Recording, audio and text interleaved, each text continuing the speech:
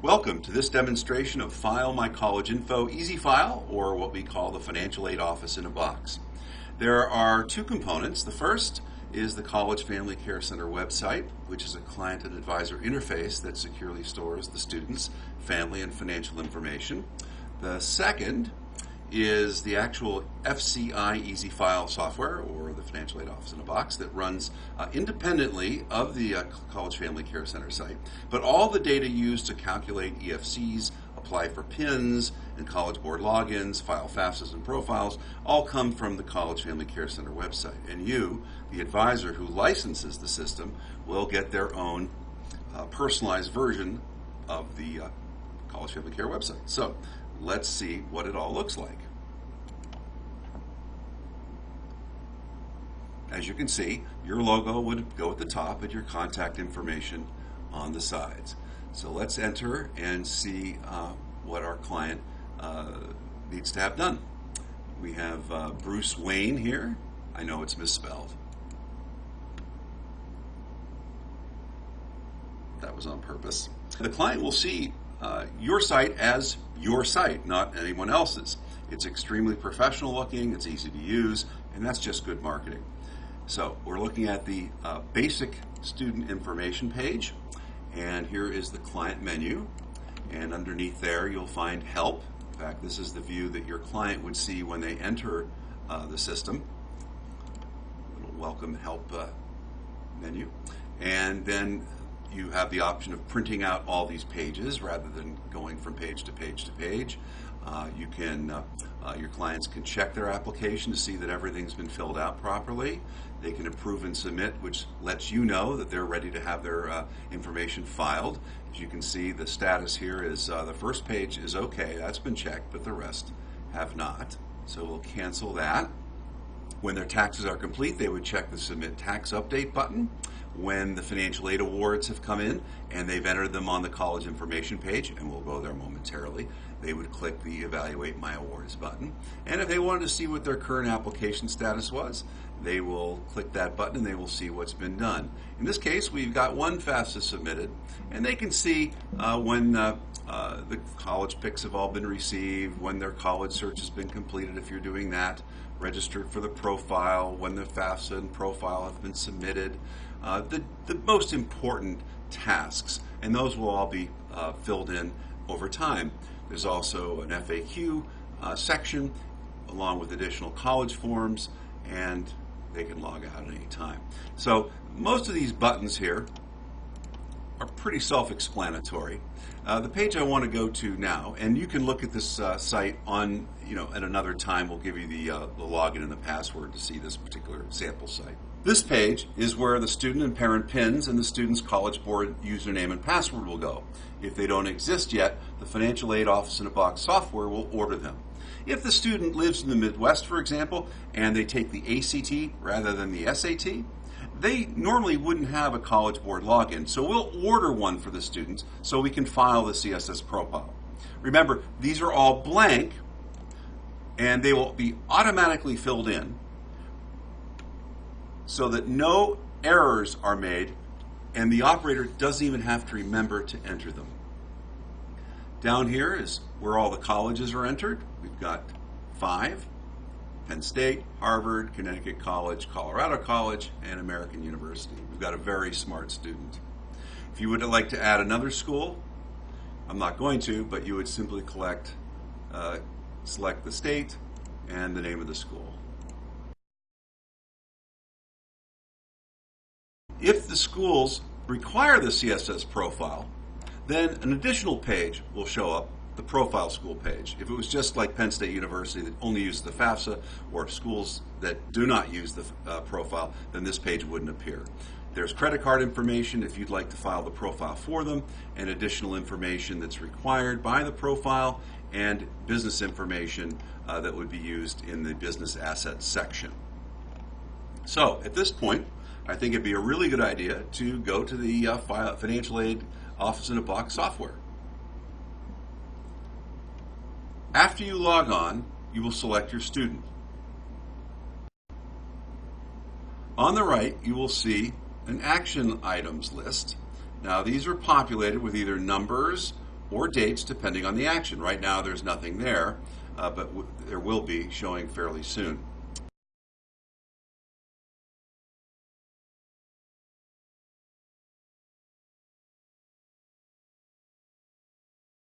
So after we've logged on, we have our client, Bruce Wayne, and we'll gather his information. Down at the bottom, you'll see 5 tabs, one for the FAFSA, one for the PINs, and there's different ways to follow up with those.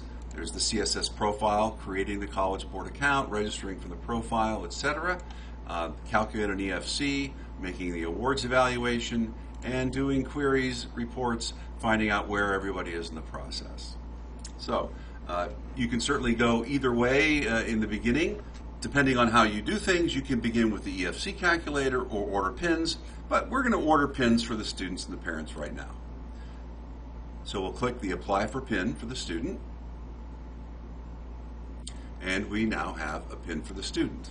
You can print this page, but for speed's sake, we'll just go out of there and order the father's pin. As we see, we have Dad's pin there. And all these will be populated on the website so they can see that they have them. And there's Mom, not to be forgotten. Okay. So if they need anything updated, or they've gone in and on their own and tried to fiddle around with the FAFSA or student loans or anything, and they used the wrong pin, they didn't go back to the website, you can reestablish the pin for them. So the next thing we're going to do is calculate their EFC.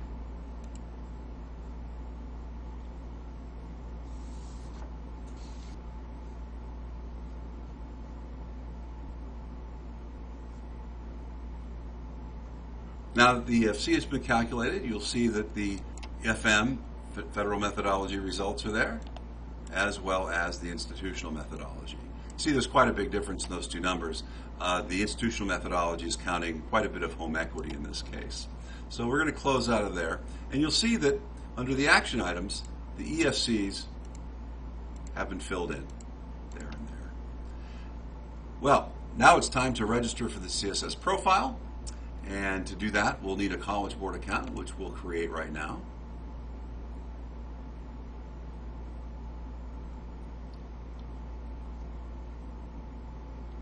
And the account has been successfully created, and that will be shown. As a matter of fact, let's just go to the college information page and see that that information has already been populated. There it is, the 3 pins and the username and password for the College Board. All right, well, before you can file the profile, you have to register for the profile.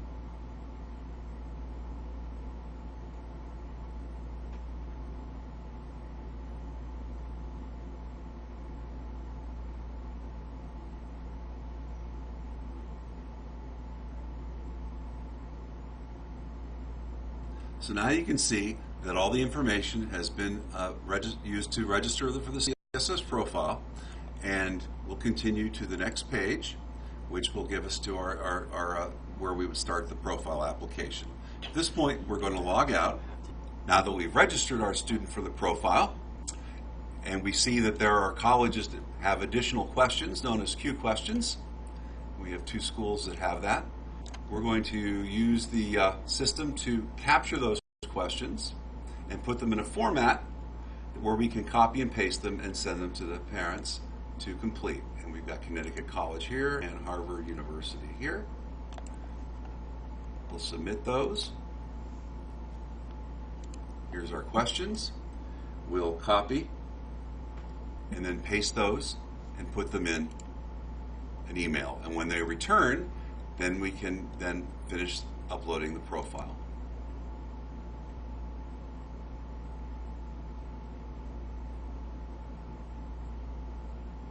you can see, this goes by wicked fast. It looks like this has been pre-populated, but I can assure you it has not been.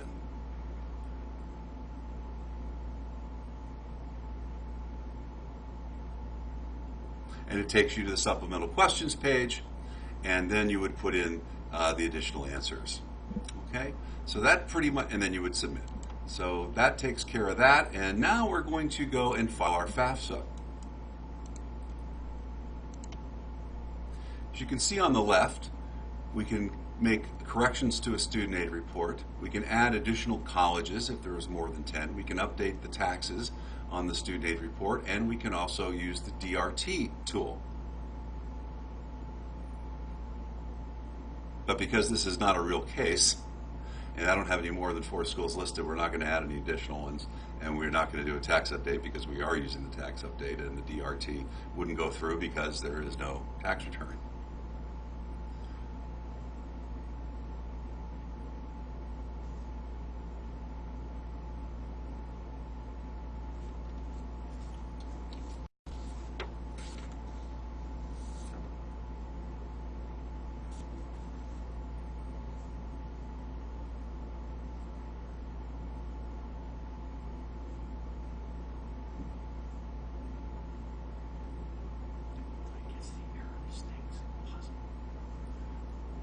We expect to see an error come up with the student. I want to show you how the system auto-corrects.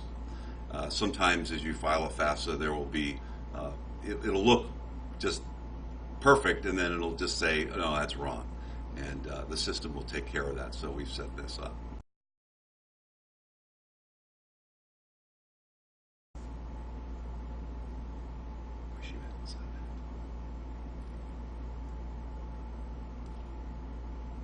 So our FAFSA has been prepared, and now we will, and as a preparer, we've got yes here, and right here is the student signature. Once we get to the next stage of the submission, you will see your tax ID number there.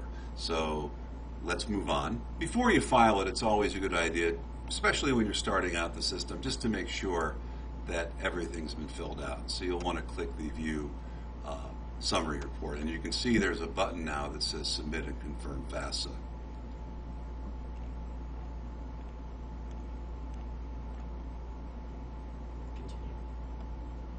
We'll hit Continue. Okay, now that you've reviewed the summary, you're now ready to submit. And again, here's that employer identification number, or your tax ID number, and you can use either your SOCH or the tax ID number, and that's been populated as I said it would. So then you just simply go to the Submit and Confirm FAFSA button on the left, and your application has been successfully saved. It gives you your EFC, which is down here, once it finishes processing. There's the EFC of 7370. And again, you can save this, you can print this page and store that. In this case, we're just going to exit out. And we're going to leave that page. And we will log out. So let's go see what happened on the college information page. And as you can see, it says Submit right here for the FAFSA.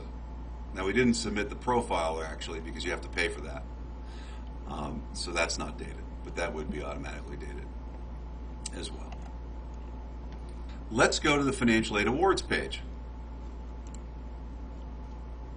Click on the Awards tab. So now we're going to compare our awards. Calculate the discount. We take the amount of aid offered and divide that into the tuition and fees. In this case, this student received a 96% tuition discount, which is by any stretch of the imagination a more than fair award. So we're going to write fair there. And also, the actual out-of-pocket cost for the family is $10,619, $18,119 if you include the loans. The percentage of need met, and this can vary from school to school, was 117% versus an 85% average. Colorado College, let's see what the out-of-pocket costs there. $15,890 with loans, $22,390. A little bit more than the other school, a 75% discount. Their EFC was $17,467. Out of pocket, I would have to say that's a fair award. Go to the next one. Connecticut College, that's a school that meets 100% of need. As you can see, they met 98%. That's so close, given the various differences and fluctuations in formulas, we get a pretty good sense of what's a good award. Right down the middle here, gift aid 78 against 77, 22 against 23. Pretty good.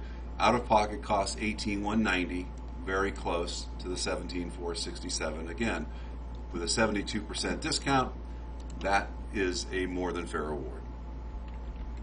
This way the parents know, not just apples to apples in terms of prices, this is comparing apples to oranges. Harvard is $58,000. They received a total of $45,500 in aid. Their out-of-pocket is $12,500. They did an excellent job of awarding this student an excellent financial aid package of 88% tuition discount. We'll go to the next. Penn State University, and their cost is out-of-pocket $14,744. Remember, this is a top student, so she did qualify for some scholarships, some grants, and some Pennsylvania grants as well as the usual loans and work study. So I would say against the 7370 EFC, because this is the federal formula, the program makes a distinction between the two. But this school met 71% of need, a 33% discount, which honestly for a state university is pretty good. So we will call that fair. This is the financial aid award printout that you would then show your parents. But this information is all here to share. All very easy for the family to read. And this is what they really want to know. I've found over the years, I've been doing this since 1996, did they get a fair award or not? They did. So we'll close that out. And the last thing I'd like to show you is reports. So status reports, so we can see who's been filed and who hasn't been filed. So we'll find out who has a FAFSA yet to be submitted. Well, it looks like everybody, because it's the end of the year. So that's pretty much that, and there's all these other ones as well. And that concludes this demonstration of the FCI EasyFile software, or otherwise known as the Financial Aid Office in a Box. If you have any feedback on what more you'd like this to do for you, just fire away. The software is now available for licensing, and for a short time, you'll get the use of it for 1 month free of charge and $500 off the price. So, with that, let's talk and fire away.